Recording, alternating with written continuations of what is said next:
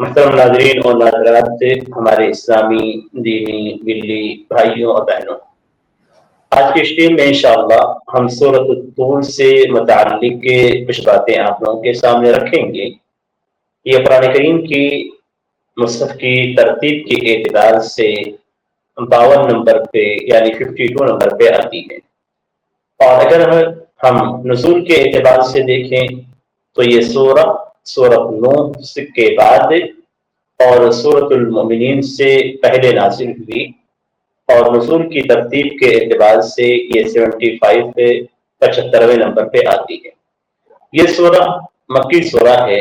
اور اس میں تمام علماء کرام کا اتفاق ہے۔ اس کی آیتوں کی تعداد 49 آیت ہے۔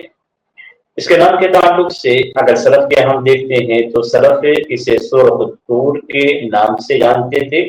واو کا استعمال نہیں کرتے تھے۔ جو آیت کریمہ میں والطور ہے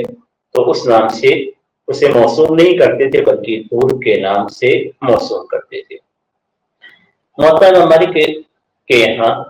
حضرت ام سلمہ رضی اللہ تعالیٰ عنہ سے ایک حدیث ہے، وہ کہتی ہیں کہ فطفت ورسول اللہ صلی اللہ علیہ وسلم یصلی الی جانب البیت یقرأ بالطور وکتاب مسطور۔ حضرت ام سلمہ رضی اللہ تعالیٰ عنہ کہتی ہیں کہ میں نے طواف کیا اور اللہ کے رسول صلی اللہ علیہ وسلم بیت اللہ کے بازو میں نماز پڑھا رہے تھے، اور آپ الطور و کتاب مسطور کی قرأت کر رہے تھے، یعنی آپ صلی اللہ علیہ وسلم سورۃ الطور کی تلاوت کر رہے تھے۔ یہاں پہ مقصد آیت کریمہ کو بیان نہیں کرنا تھا، اس لیے کہ آیت کریمہ کے اندر واو ہے، والطوری و کتاب مسطور ہے، بلکہ یہاں حضرت ام سلمہ رضی اللہ تعالیٰ عنہ کا جو مقصد تھا وہ اس سورے کو بیان کرنا تھا جسے سورۃ طور کے نام سے جانا جاتا ہے۔ اسی طریقے سے اس سلسلے میں جو احادیث وارد ہیں، ان احادیث میں امام مالک رحمہ اللہ نے اپنی کتاب موطا کے اندر باب القراءۃ فی المغرب، مغرب کی نماز میں قرأت اور تلاوت، اس سلسلے میں امام مالک رحمہ اللہ نے حضرت جبیر بن مطعم رضی اللہ تعالیٰ عنہ سے نقل کیا ہے، وہ کہتے ہیں کہ سمعت رسول اللہ صلی اللہ علیہ وسلم قرأ بالطور فی المغرب، کہ میں نے اللہ کے رسول صلی اللہ علیہ وسلم کو مغرب میں سورۃ الطور کی تلاوت کرتے ہوئے سنا۔ امام بخاری رحمہ اللہ نے اس سورے کی تفسیر میں، سورۃ الطور کی تفسیر میں جبیر بن مطعم رضی اللہ تعالیٰ عنہ سے نقل کیا ہے کہ سمعت النبی صلی اللہ علیہ وسلم یقرأ فی المغرب بالطور فلما بلغ هذه الآية ام خلقوا من غیر شیء ام هم الخالقون ام خلقوا السماوات والأرض بل لا يوقنون ام عندهم خزائن ربك ام هم المسيطرون كاد قلبي ان يطير۔ امام بخاری رحمہ اللہ نے اس حدیث کو جبیر بن مطعم رضی اللہ تعالیٰ عنہ سے نقل کیا ہے، وہ کہتے ہیں کہ میں نے اللہ کے نبی صلی اللہ علیہ وسلم کو مغرب میں سورۃ الطور کی تلاوت کرتے ہوئے سنا، اور جب اللہ کے رسول صلی اللہ علیہ وسلم اس آیت کریمہ کے پاس پہنچے کہ کیا یہ لوگ بغیر کسی چیز کے پیدا کر دیے گئے ہیں، یا یہ لوگ خود خالق ہیں، یا انہوں نے آسمان و زمین کو پیدا کیا ہے، بلکہ معاملہ یہ ہے کہ یہ لوگ یقین یعنی ایمان نہیں رکھتے ہیں، یا ان کے پاس سے رب کے خزانے موجود ہیں، یا یہ لوگ دوسروں پہ قابض اور مسیطر ہیں، یعنی یہ لوگ اس پہ تسلط اختیار کیے ہوئے ہیں۔ تو حضرت جبیر بن مطعم رضی اللہ تعالیٰ عنہ کہتے ہیں کہ قد قلبی ان یطیر، قریب تھا کہ میرا دل اڑ جاتا، یعنی اس قدر یہ آیت کریمہ ان کے اوپر اثر انداز ہوئی۔ اور جس وقت انہوں نے اس آیت کریمہ کو سنا اس وقت وہ مشرک تھے، اور انہوں نے شرک کی حالت میں یہ آیت کریمہ سنی۔ اللہ کے رسول صلی اللہ علیہ وسلم کے ہاں بدر کے قیدیوں کے فدیے کے سلسلے میں وہ آئے ہوئے تھے، وہ یعنی مکہ سے مدینہ آئے ہوئے تھے، اور جو لوگ بدر میں جو مشرکین قید ہوئے تھے ان کو چھڑانے کے لیے اور ان کو فدیہ دینے کے لیے۔ جب یہ قرآن کریم کی یہ آیتیں انہوں نے سنی تو اسی دن وہ ایمان لائے۔ اسی طریقے سے صحیح بخاری کے اندر اس سورے کے نام کے تعلق سے سورۃ الطور بھی آیا ہوا ہے واو کے ساتھ، جیسا کہ آیت کریمہ کے اندر موجود ہے۔ جس طریقے سے کہا جاتا ہے کہ یہ سورہ قل هو اللہ احد ہے، اسی طریقے سے اس سورے کے تعلق سے یہ بھی نام آیا ہوا ہے کہ یہ سورہ الطور ہے۔ حالانکہ اصل اس کا جو نام ہے وہ الطور کے نام سے ہے، جیسا کہ اکثر مصاحف کے اندر موجود ہے، تفسیر کی کتابوں میں موجود ہے، اور دیگر سنت کی احادیث کی کتابوں کے اندر بھی موجود ہے۔ اس سلسلے میں مزید احادیث موجود ہیں۔ حضرت جبیر بن مطعم رضی اللہ تعالیٰ عنہ کی ایک دوسری حدیث ہے جس میں انہوں نے اس بات کا تذکرہ کیا کہ انہوں نے اللہ کے رسول صلی اللہ علیہ وسلم کو مغرب میں سورۃ الطور کی تلاوت کرتے ہوئے سنا۔ آگے وہ کہتے ہیں فما سمعت احدا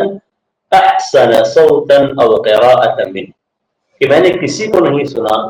جس کی آواز یا جس کی تلاوت اللہ کے رسول صلی اللہ علیہ وسلم سے زیادہ خوبصورت ہو۔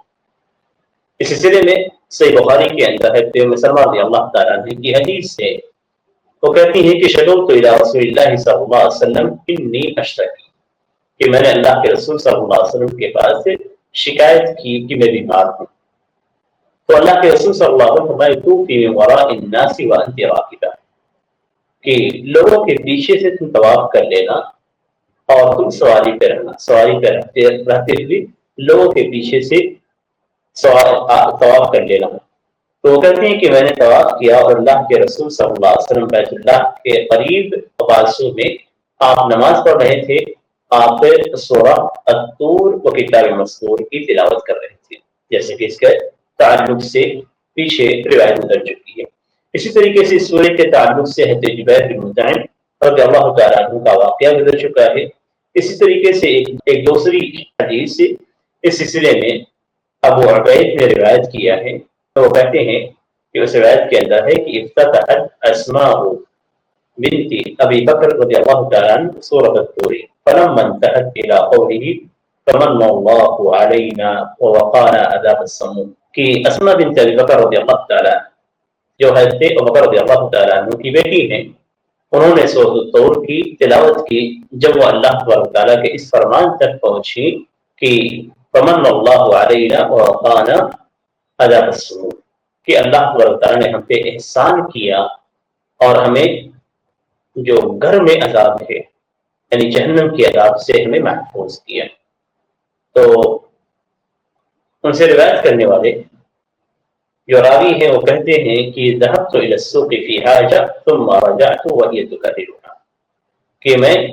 اپنی یہ ضرورت کے سلسلے میں مارکیٹ اور بازار گیا اور پھر لوٹ کے آیا تو حضرت اسماء بنت ابی بکر رضی اللہ تعالیٰ عنہ اسی آیت کی تلاوت کر رہے تھے، اسی آیت کی تلاوت کر رہی تھی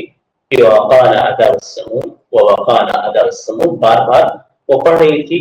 اور یہ کیفیت ان کی نماز کے اندر تھی۔ اس وقت وہ نماز ادا کر رہی تھی اور نماز کے اندر یہ بار بار اس آیت کریمہ کو دہرا رہی تھی۔ اس سورے کے اندر مختلف مقاصد اور اہداف کو ذکر کیا گیا ہے اور مختلف موضوعات کے تعلق سے اس سورے میں بات کی گئی ہے۔ اللہ تعالیٰ نے اس سورے کی ابتدا میں 5 چیزوں کی قسم کھائی ہے، اور وہ 5 چیزیں ایسی ہیں جو قیامت کے دن عذاب واقع ہونے کے تعلق سے بڑی اہمیت رکھتی ہے، اور یعنی کن پہ عذاب واقع ہوگا؟ یہ ان لوگوں پہ جو جھٹلاتے ہیں۔ تو عذاب کے اقسام کو بھی ذکر کیا گیا ہے، اس کی شکلوں کو بھی ذکر کیا گیا ہے، اور پھر اس کائنات کے اندر تبدیلی کا بھی ذکر کیا گیا ہے۔ اللہ تعالیٰ کی جو آیات کونیہ ہیں، اس سے دنیا میں اس دن جو تبدیلیاں ان میں واقع ہوں گی اس کے تعلق سے بھی بات کی گئی ہے۔ اسی طریقے سے اس سورے کے اندر اللہ تعالیٰ نے متقیوں کے لیے جو جنتیں اور نعمتیں تیار کی ہیں، اور جو اس جنت کے اندر جن لذتوں سے، جن چیزوں سے اور کھانے پینے کی چیزیں اور مختلف قسم کے تکریم کی جو شکلیں ہوں گی ان شکلوں کا بھی ذکر کیا گیا ہے، اور جو جن لذتوں سے انہیں آشنائی ہوگی ان کا بھی ذکر کیا ہے۔ اور اس کے ساتھ ساتھ اللہ تعالیٰ نے اس بات کا ذکر کیا ہے کہ اللہ تبارک و تعالیٰ ایک مومن ضروریت کو اس کے ساتھ ملائے گا اور ان کے مقامات کو بلند کر کے ان افراد کے مقامات تک پہنچا دے گا تاکہ ان کی آنکھوں کو ٹھنڈک ہو اور ان کی خوشی اور سرور مکمل ہو جائے۔ اس سورہ کے اندر اللہ کے رسول صلی اللہ علیہ وسلم کی کو دعوت دی گئی ہے کہ آپ برابر اللہ کے پیغام کو لوگوں تک پہنچاتے رہیں۔ اس کے اندر آپ کو رکنا نہیں ہے، اور یہ پیغام حقیقت میں تمام مسلمانوں کے لیے ہے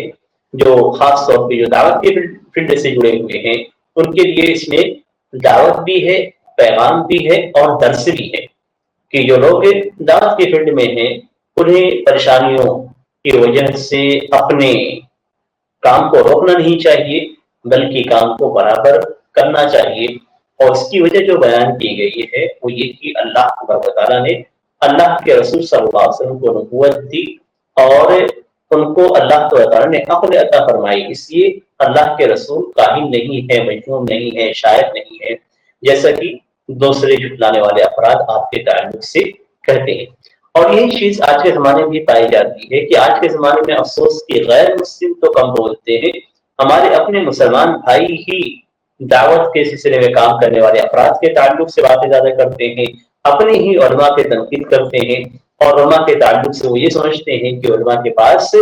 سمجھ اور عقل نہیں ہے، وہ حالات کو سمجھ نہیں پاتے، ماحول کو سمجھ نہیں پاتے ہیں، یا مختلف چیزوں کا ان کے پاس سے علم نہیں ہوتا۔ جبکہ علماء جو فتویٰ جاری کرتے ہیں یا اسی طریقے سے کسی مسئلے کے اندر حکم بیان کرتے ہیں تو ان مسائل کی چھان بین کے بعد ہی اس کا حکم بیان کرتے ہیں، اور بالخصوص سے وہ علماء کرام جو فتوے کے باب سے جڑے ہوئے ہیں اور جو مسائل کا حل لوگوں کے سامنے پیش کرتے ہیں، تو اس طرح کے جو علماء ہیں وہ کسی مسئلے میں بات کرنے سے پہلے اس کی تمام چیزوں کو دیکھتے ہیں، یعنی اس میں اس حد تک بھی غور کرتے ہیں کہ آگے چل کے اس کا نتیجہ کیا ہوگا۔ تو سارے چیزوں کا اور ہر پہلو کا جائزہ لینے کے بعد علماء کرام اپنے فتوے کو جاری کرتے ہیں، لیکن افسوس کی بات یہ ہے کہ مسلم قوم ہی اپنے علماء کی وہ قدر یا ان کی قدر و منزلت کو صحیح طور پہ پہچان نہیں پاتی، اور جس طریقے سے پہلے کی قومیں انبیاء کرام کو جھٹلاتی تھیں اور جھٹلانے کے بعد ان کو مختلف الفاظ سے نوازتی تھیں، اسی طریقے سے آج کے مسلمان اپنے علماء، مفتیان اور دعوت کی فیلڈ سے جڑے ہوئے افراد کو مختلف ناموں سے یاد کرتے ہیں۔ تو یہ ایک بڑا درس ہے ہمارے لیے اس میں۔ اسی طریقے سے اس سورہ کے اندر کافروں اور مشرکوں کو پھٹکارا گیا ہے، ان کی جو گمراہ رائے اور ان کے جو مشورے ہیں انہیں برا ٹھہرایا گیا ہے، ان کے فاسد عقیدے کو بیوقوفی قرار دی گئی ہے، باطل قرار دیا گیا ہے، اور ساتھ ہی ساتھ مختلف جھوٹ جو ان کے یہاں پائے جاتے ہیں، خاص طور پہ جو لوگ کفر کرتے ہیں اور انکار کرتے ہیں، ان کے یہاں مختلف قسم کے جھوٹ ہوتے ہیں جو آپس میں مکس ہو جاتے ہیں، اور مکس ہونے کے بعد وہ کسی چیز کے تعلق سے شبہات پھیلاتے ہیں، اور پھیلانے کے بعد اس تعلق سے لوگوں کو دور کرنے کی کوشش کرتے ہیں۔ تو یہ توحید کے تعلق سے بھی ہوتی ہے باتیں، یہ عقیدے کے تعلق سے بھی باتیں ہوتی ہیں۔ اس سورہ کے اندر بعث اور قیامت کا ذکر کیا گیا ہے، اور قیامت کے دن کے بعد مشاہد کو، بعد مناظر کو جو کافرین سے متعلق ہیں ان کو پیش کیا گیا ہے، ایسے ہی بعض ان مناظر کی طرف بھی اشارہ کیا گیا ہے جو متقی اور مومن کو پیش آئیں گے۔ اسی طریقے سے اللہ کے رسول صلی اللہ علیہ وسلم کو کچھ ہدایتیں دی گئی ہیں جو کافرین کے مقابل میں انہیں کرنا چاہیے، اور یہ ان کافرین کے ساتھ ہے جن کی جو دعوت کے قبول کرنے سے دور ہے اور جن سے مایوسی ہو چکی ہے۔ اور اس سورہ کے آخر میں اللہ تعالیٰ نے اپنے رسول صلی اللہ علیہ وسلم کو اس بات کا حکم دیا ہے کہ وہ جو چیز سے حکمت کے مطابق جو چیز سے اور جو عمل مناسب ہوتا ہے اسے کافرین اور مسلمین کے تعلق سے اختیار کرے، اور اسی طریقے سے جن کے ایمان سے مایوسی نہیں ہوئی ان کے ساتھ الگ معاملہ کیا جائے گا۔ تو اس میں ہمارے لیے جو درس ہے وہ یہ کہ ہماری دعوت کے اندر دو قسم کے افراد ہوں گے۔ پہلے وہ لوگ جو ہماری دعوت کو قبول کرتے ہیں، اور دوسرے یہ کہ جو لوگ ہماری دعوت کو ابھی تک قبول نہیں کرتے ہیں، یعنی اسلام کی دعوت کو یا اسی طریقے سے اصلاح کی دعوتوں کو۔ تو قبول نہ کرنے والے دو قسم کے لوگ ہوں گے، ایک وہ جن کے قبول کرنے کی امید ہے، ابھی قبول نہیں کیا لیکن آگے ان کے قبول کرنے کی امید ہے، تو ایسے لوگوں کے ساتھ الگ معاملہ ہوگا، الگ رخ ہوگا اور الگ طریقہ اختیار کیا جائے گا۔ لیکن وہ افراد جن کے دعوت کے قبول کرنے کا امکان ختم ہو چکا ہے، یا ایسے وہ ہیں جن سے ہمیں مایوسی ہو چکی ہے، ان کے ساتھ معاملہ الگ ہوگا۔ تو اس سورہ کو پڑھنے سے ہمیں کس